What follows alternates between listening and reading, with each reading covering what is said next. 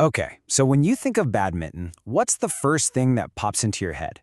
For most of us, right, it's that gentle, floating shuttlecock, a lazy summer afternoon, just some friendly fun in the backyard.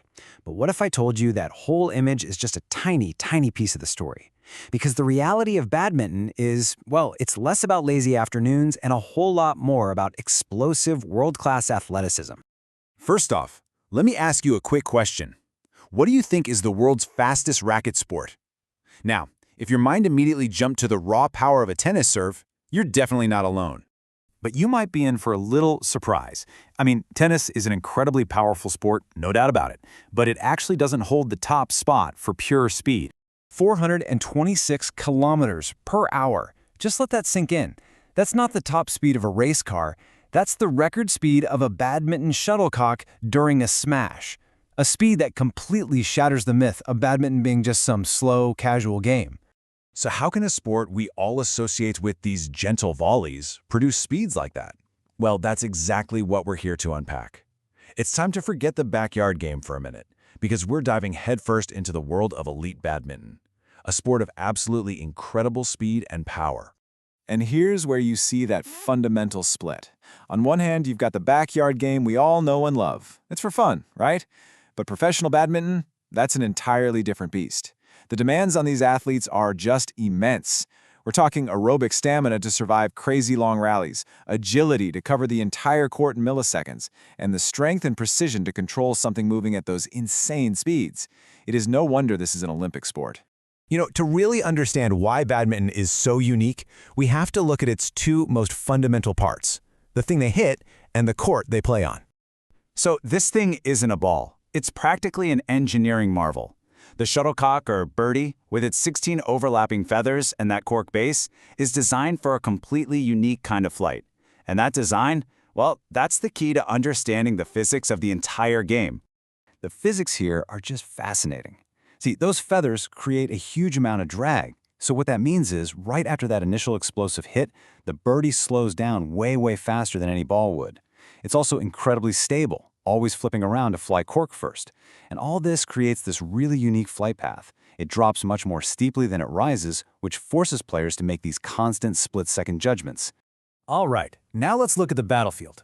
At 13.4 by 6.1 meters, it's smaller than a tennis court, sure, but that's actually deceptive.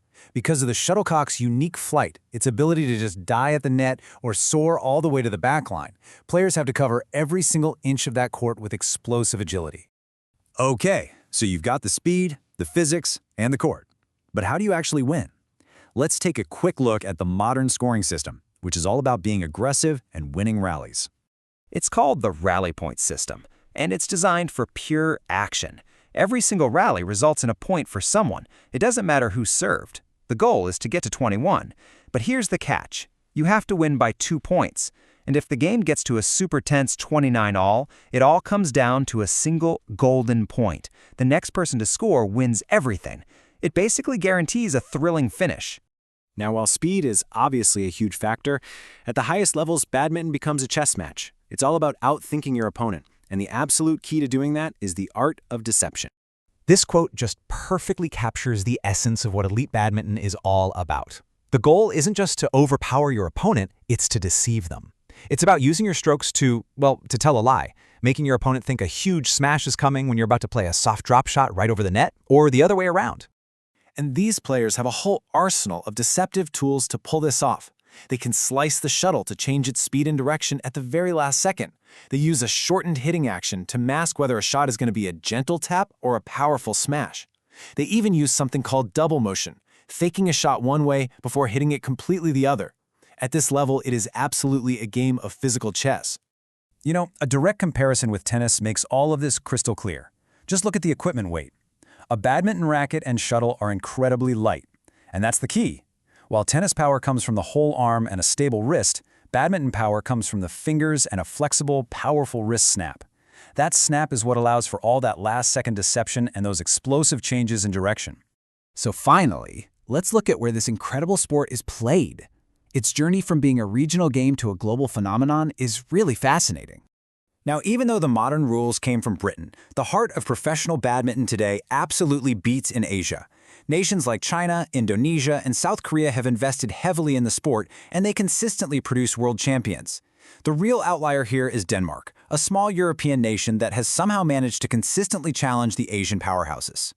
The sport's history is this really steady march toward global recognition. The first rules were actually written down in Pune, India, way back in 1873.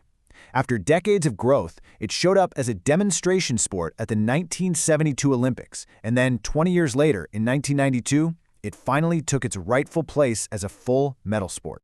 So we've gone from the backyard all the way to the Olympic arena, from a gentle volley to a 400-kilometer-per-hour smash. The next time you see badminton, what will you see? A simple pastime, or one of the most demanding, strategic, and deceptively complex sports in the entire world?